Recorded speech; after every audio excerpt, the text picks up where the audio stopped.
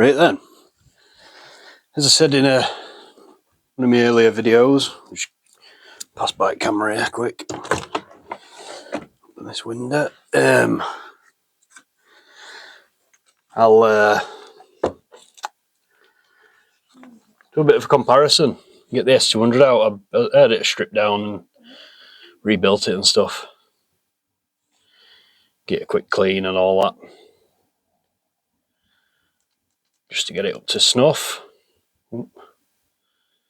Just set scope cam up quick on this, because if I take it off,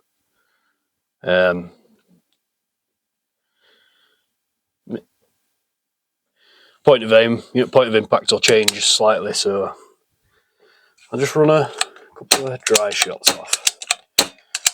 There we go. One thing I found with, I've mentioned it before, XM1, I fill it up to about 180 and fire 2 or 3 just off dry. Just, I don't know why, just seems to settle regulator back in. It always does better that way. And it's up against S200 in 177, so probably going to need all the help it can get. So let's see. So XM1 I'll put on the top line, centre, see how this goes. Just get settled down. You can hear our last booting off with dogs downstairs. Right then. So I'll rattle 10 off on each.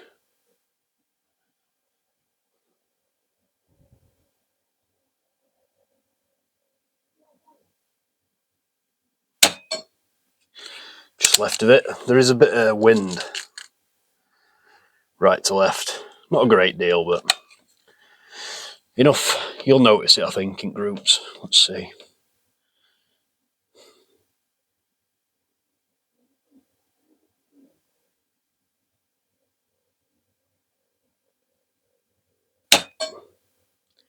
Keep saying all. So I did that little community post. I mean, it's a brand new channel and no one's seen it, but I did a mystery group, and it were Hades. They've been a bit hit and miss with this. Sometimes it absolutely loves them, sometimes it hates them.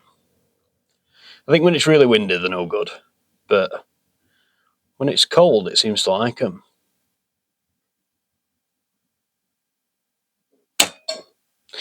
Now, I don't know if that's cold just contracting the barrel a bit.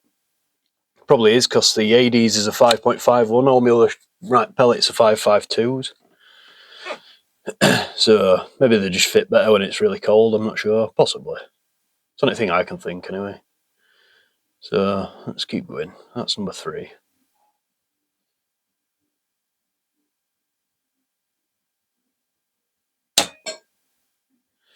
Good group so far.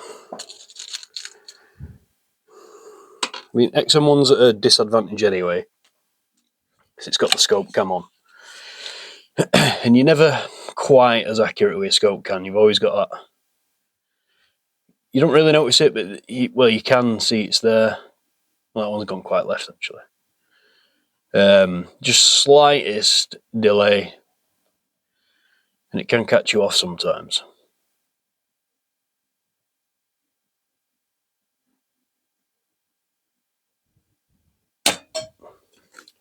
No, there were gusts just as I fired that then.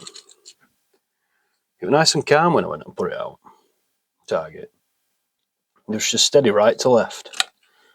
Now it's getting a bit blowy. Just my luck, I think.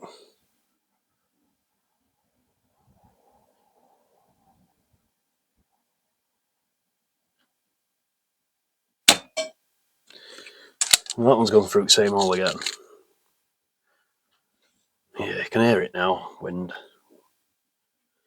Just not getting any luck. Even thought it's calm enough, I'll go and put a light out outside and just try. And as soon as I've done it, wind's picked up.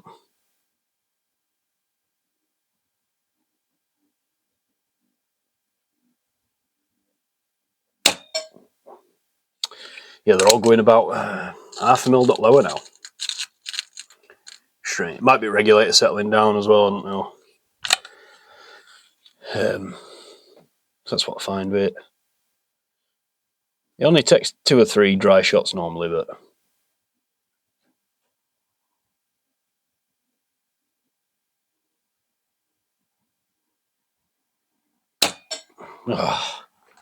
I pulled that then.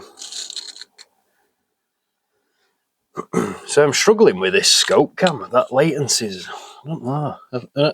Because it's dark, frame rate's probably dropping as well to try and compensate for dark night, but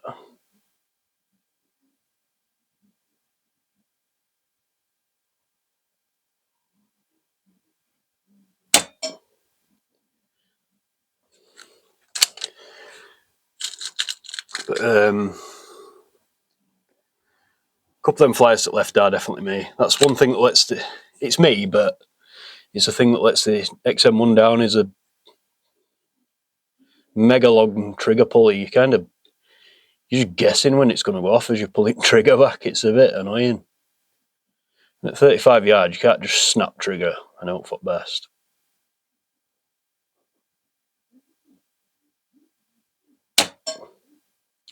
So we're getting a nice, well, that shot's just gone between and joined the 2 groups up. They were kind of a group sort of on the line and then a group just under it, and that's just joined them up. I've lost count now. I'll call this 9. Second to last shot this.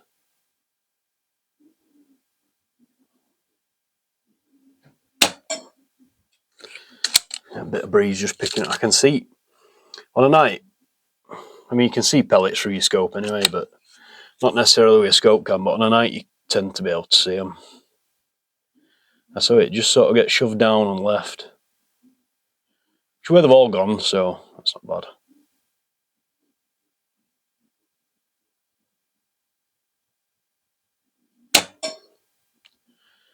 Call that 10. That's a pretty good group, considering I fluffed a couple of them. So, S200 then. Can it do any better? It should do better. It's got some pretty light. It might not do better because it's quite light 177 pellets these. Pretty fast.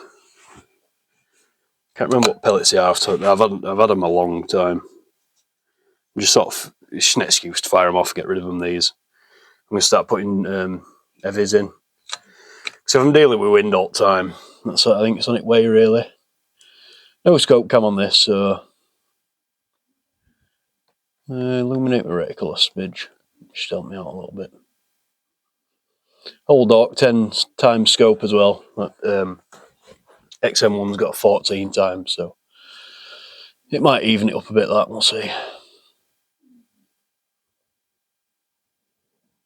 Can hear that wind whirling.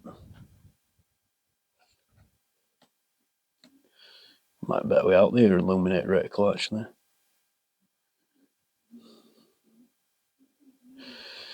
I'm going to go for 3 o'clock crosshair because I don't know why, I can't see that 6 o'clock one too well.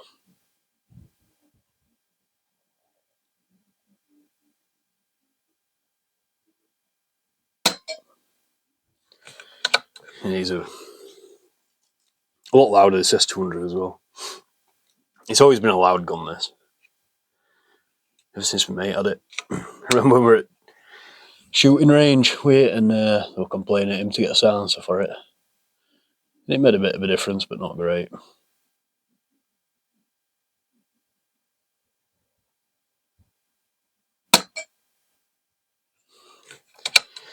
I mean, it's not a very scientific test, this. It's just an excuse to make a video. Just show some of my findings. Well, no, I'm happy that I'm sort of figuring out the XM1's what it likes and stuff. My watch kicking off at me. I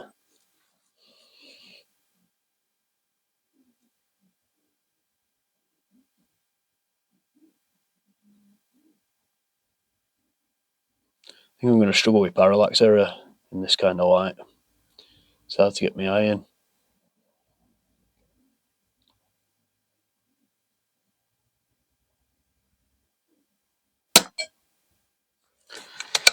Yeah, it's going to be difficult, I think. That.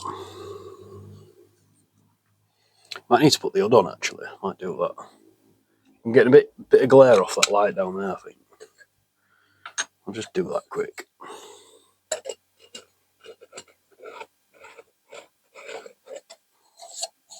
He says, in dark. Bear with me a second. No safety on these S200s. There we go. Trigger discipline is needed. You probably got my elbow in shot there. Take this cap off. See if that's any better. Oh yeah, that's a bit better actually. We're getting quite a bit of glare from that light I've got down there.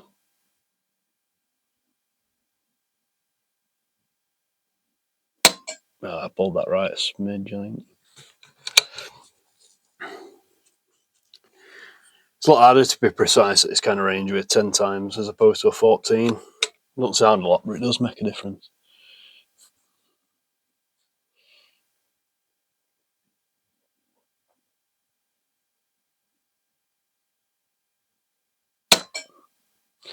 I think the S200's already shot the line at like the bull out,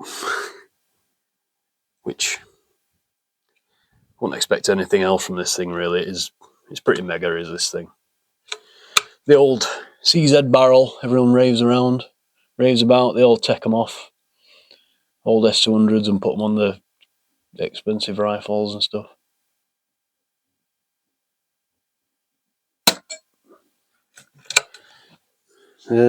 Lost count again, I keep rambling. I think that's probably about 4 or 5 now.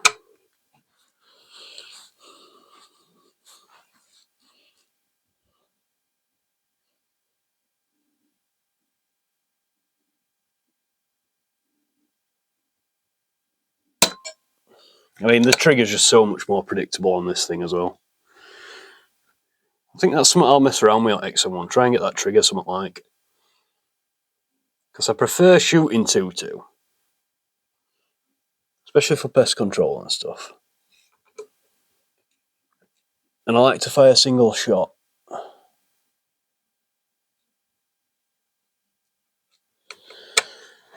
2-2 is just easier to load in that sense as well.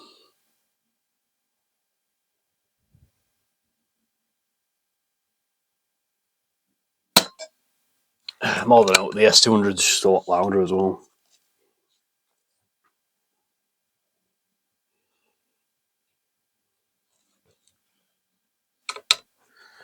Call that 7.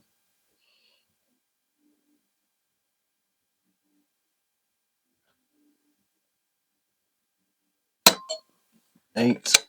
I'm being a bit naughty. I'm sort of holding off right a bit. I don't know why I'm doing that. Well, I do know because I've shot me bull out, but which is not a bad thing for a rifle to do.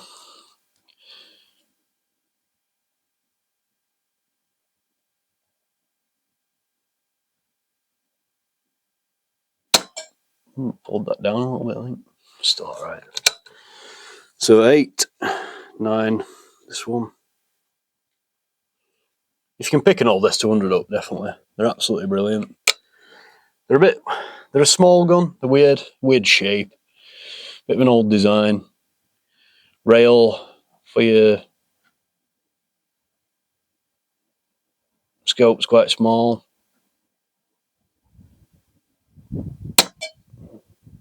Quite a bit of wind on that shot. And saw it as well. Just pull left a smidge. So that's a good thing. At least I know it's not necessarily the XM1 that's shooting off. It is wind that's pushing them over.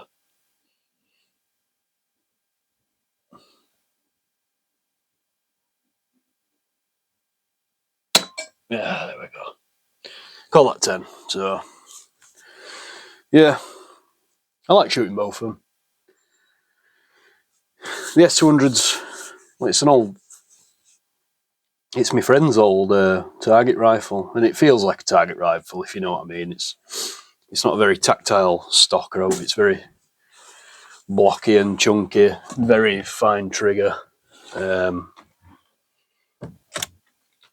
Compared to The XM1, very very tactile stock, synthetic, good pistol grip on it, get a good grip. Just two very different rifles, but I thought I'd just put them against each other because I know how accurate the S200 is. So yeah. Anyway, I'll go down and get them, see where it is. So here we go, S200 XM1. So that wind started picking up a little bit. I said one of these were definitely me. I think it was this one that was me. One was the wind, and the wind started picking up a little bit on the XM1's group, which started shoving them off a little bit, and they had like one spew out there. And then the S200 here, if you recall me saying I were aiming right of centre a little bit for whatever reason, it just seemed comfier. So that were expected. And then got this here. I didn't see that. I didn't even see that one, to be honest, until I went and got the target. Like I said, the wind definitely started picking up when I was doing the S200, which I thought hands down would have won. But as you're looking at these, I mean, that's a smaller elevation there, obviously. 177, that's what you'd expect. But the left to right, surprisingly, that outlier is a bit further out. Sort of. I mean, there's one over there as well. I'm not sure what that is. I mean, like I say, it's 10. This is 10x as well, and this is 14x. So that it's a lot easier to place shots 14x, despite it being a bit wobblier because it's more zoomed in. Conditions weren't great for a 10x. So it's good to see that it's not the XM1 that's doing this. Obviously, the S200, which I know is a very accurate rifle, is doing the same kind of thing. So I think we're in the ballpark with these, which are Hades by JSB, and they are 5.51 as opposed to 5.52, which it seems to prefer. And looking through groups and stuff, it seems to be what other people are finding as well. So if you do have one of these XM1s, try a smaller pellet 5.51 rather than a 5.52, which generally, if you go into a shop, that's what they'll sell, is 5.52s. And if you are unsure, just pick a tin of Hades up, which they're all 5.51. You can get JSB exacts and heavies and stuff in 5.51, but you'd have to either ask your shop if they've got them or get them to order them in or go online. But definitely 5.51s is what you're wanting. So it's nice to see we're getting somewhere with this gun anyway.